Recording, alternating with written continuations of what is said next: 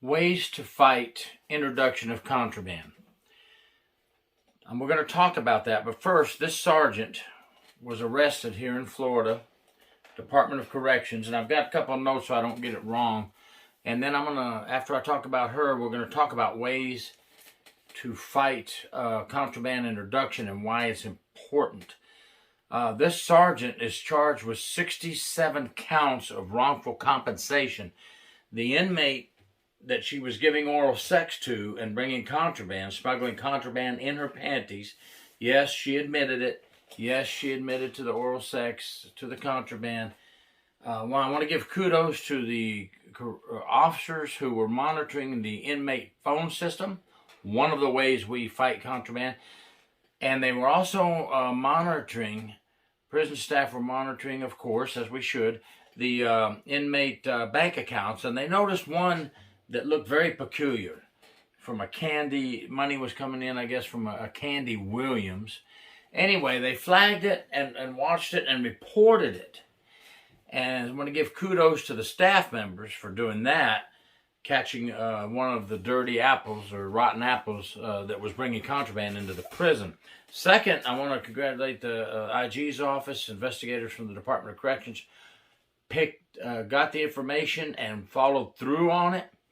Connected the Candy Williams name to Sergeant Lawana Sharp, started their investigation, and led to an arrest here in 2023, because this stuff started back in 2021.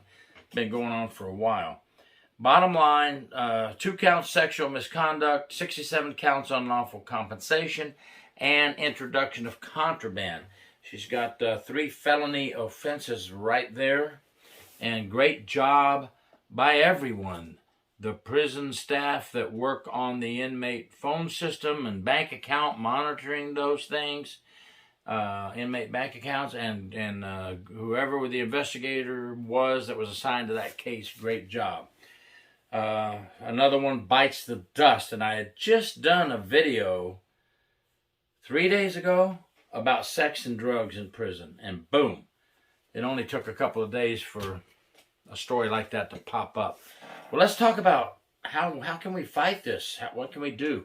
Well, first and foremost, we always need the human element in corrections. We will never be able to do corrections with just technology.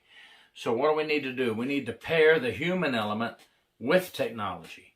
And let's use both the old and the new ways to fight and find contraband. And when we do find contraband, no matter how little, or we find something through technology like these folks did, monitoring phone systems and inmate bank accounts, report it. I can't say that enough. This was reported with this sergeant, and bam, they got her. It took a while, but it got her. That's what counts. Get that rotten apple out of there. That rotten apple is placing the honest officers and prison staff in danger by providing inmates with contraband. Now, when I say pair, then what we need to do, let's say you get the ICANN body scan machine, and your agency says, we're going to purchase one for your prison, Mr. Warden. What we need to do now is make sure that that company sends a representative out and trains, a certain amount of officers on it. You can appoint a team of 5 and have them trained. And once they know how to use this body scan machine properly, then they can train other officers within the prison or the jail.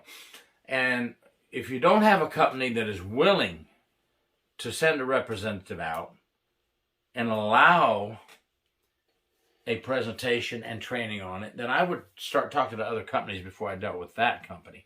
But see, having well-trained staff, now you have the staff running the machine, knowing what to look for when they do the body scan machine, learning the signs and things, like Homeland Security. When you go through the airport and go through the machine, they are trained to see what a gun looks like a gun usually, right?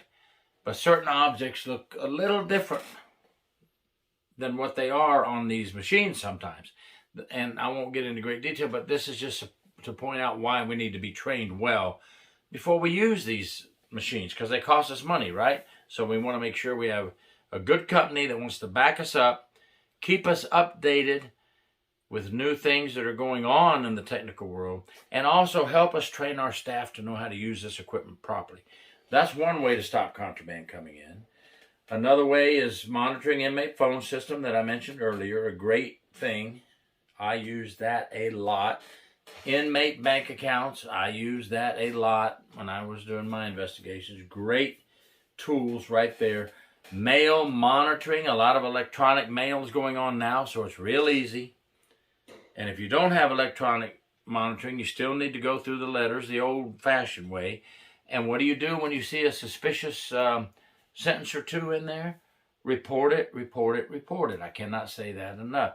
And then let the administration and the investigators decide if they need to go forward with what you have reported and investigate further, as they did in the case with this sergeant.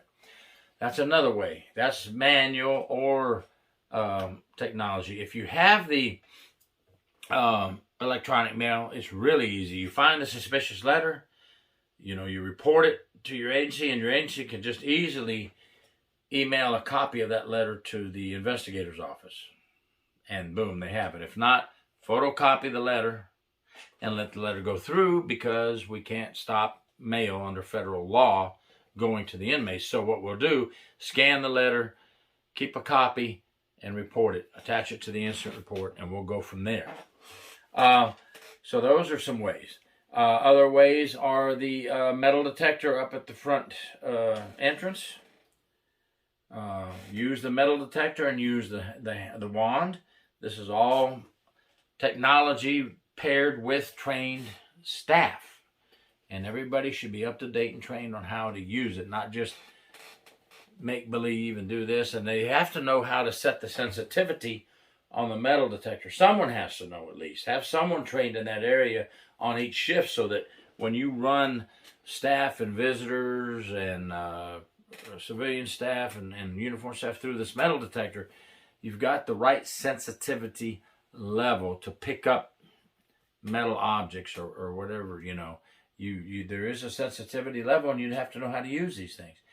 You can't just walk in and flip it on and start using it. Test it before you use it every day, or have someone that knows how to test it. And then the people watching must know what to look for when it goes off. It's not hard to do, not hard to learn, but if you've never been taught, you may just be running people through and wasting time if it's not being done properly. Okay. You have all kinds of things. We have drone detectors, which are being used now and are very good, because I've read articles. I don't think I've read one yet in 2023, but in 2022 I've read a few articles where drone detectors spotted drones. I think one or two of the prisons actually knocked the drone out of the air, and there was contraband. There was drugs being brought in. So drone detection devices. There's all kinds of technology out there. You just have to have a good company.